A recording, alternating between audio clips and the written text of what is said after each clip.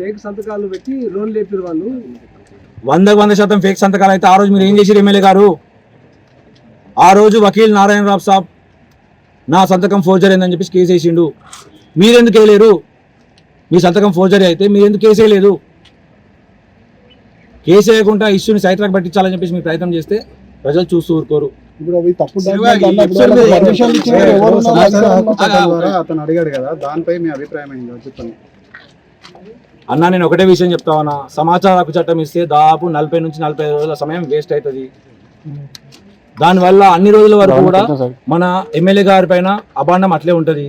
దయచేసి నేను చెప్తా ఉన్నా, IGRS వెబ్సైట్ నుంచి డౌన్లోడ్ చేసుకోండి, మీకు చూసుకోండి కదా డాక్యుమెంట్స్ అన్ని కూడా. ఆల్రెడీ బ్యాలెన్స్ షీట్ చూపించిన, దానికి సంబంధించిన ఆధారం ఇక్కడే ఉంది. బ్యాలెన్స్ షీట్లో కర్షక్ బీఈడి కాలేజ్ కన్స్ట్రక్షన్ కోసం 34,99,600 రూపాయలు మీరు ఖర్చు పెట్టాలని చెప్పారు.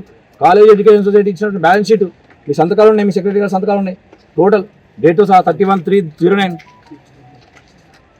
ఈరోజు కోర్టు జడ్జిమెంట్ ఇచ్చింది ఏమని,